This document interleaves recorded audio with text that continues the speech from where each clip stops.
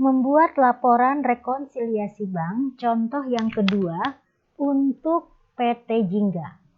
Misalnya diketahui informasi berikut ini. Saldo kas menurut bank per 31 Januari 2021 dan saldo kas menurut perusahaan per 31 Januari 2021. Setoran dalam perjalanan. Menambah perhitungan kas di sisi bank. Cek yang masih beredar, mengurangi perhitungan kas di sisi bank. Pelunasan piutang wesel, menambah perhitungan kas di sisi PT Jingga. Pendapatan jasa giro, menambah perhitungan kas dari sisi PT Jingga. Beban administrasi bank, mengurangi perhitungan kas dari sisi PT Jingga. Cek kosong mengurangi perhitungan kas dari sisi PT Jingga. Dan ada dua transaksi lainnya berupa transaksi kekeliruan pencatatan oleh perusahaan. Saldo kas menurut bank dicatat sebesar Rp2.440.000. Kemudian ditambahkan dengan setoran dalam perjalanan. PT Jingga menerima setoran dari pihak lain dan menambah kasnya. Tetapi setoran ini belum sampai di bank sehingga bank belum mengetahuinya. Oleh karena itu, bank seharusnya menambah kas PT Jingga yang ada di bank.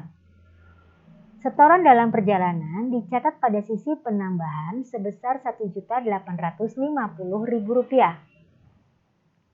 Kemudian ditambahkan dengan Rp2.440.000 menghasilkan nilai Rp4.290.000. Selanjutnya adalah cek yang masih beredar. PT Jingga melakukan pengeluaran kas dengan mengeluarkan cek yang diserahkan kepada pihak lain. PT Jingga sudah mencatatnya sebagai pengurangan kas.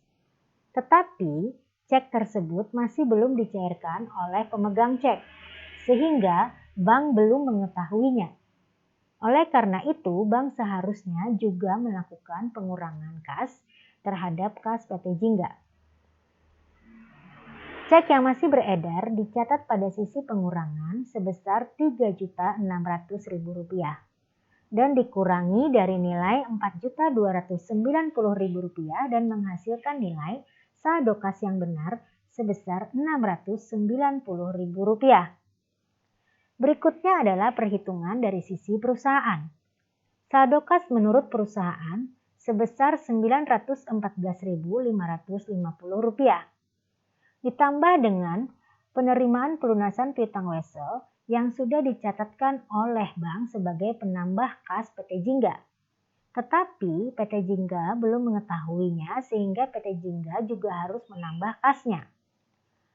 Pelunasan piutang wesel ini dicatat pada sisi penambahan sebesar Rp399.900. Selanjutnya adalah pendapatan jasa giro yang menambah kas PT Jingga dan sudah dicatat oleh bank. Tetapi PT Jingga belum mengetahuinya. Oleh karena itu, PT Jingga seharusnya juga menambah kasnya. Pendapatan jasa giro diletakkan pada sisi penambahan sebesar Rp14.850. Berikutnya adalah koreksi kesalahan. Pengeluaran untuk membayar beban lain-lain senilai Rp36.000 keliru dicatat oleh perusahaan sebesar Rp72.000. Pengeluaran dicatat terlalu besar. Oleh karena itu, pengeluaran harus dikurangi dengan cara menambah kasnya sebesar Rp36.000. Koreksi kesalahan ini dicatat pada sisi penambahan sebesar Rp36.000.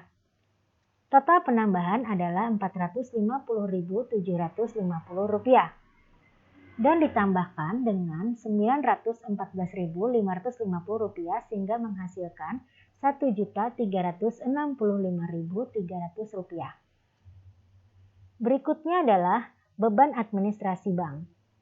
Dicatat oleh perusahaan sebagai pengurang kas PT Jingga. Tetapi PT Jingga belum mengetahuinya sehingga PT Jingga harus mengurangi kasnya juga sebesar beban administrasi bank tersebut. Beban administrasi bank dicatat pada sisi pengurangan sebesar Rp3.300. Berikutnya adalah cek kosong. PT Jingga menerima cek dari pihak lain dan mencatatnya sebagai penambahan kas. Ternyata pada saat dicairkan dananya tidak mencukupi. Oleh karena itu PT Jingga harus mengurangi kasnya. Cek kosong diletakkan pada sisi pengurangan sebesar Rp240.000. Berikutnya adalah koreksi kesalahan. Pengeluaran untuk membayar beban servis AC senilai Rp567.000 keliru dicatat oleh perusahaan sebesar Rp135.000. Pengeluaran dicatat terlalu kecil sehingga pengeluaran harus ditambahkan dengan cara mengurangi kasnya sebesar Rp432.000.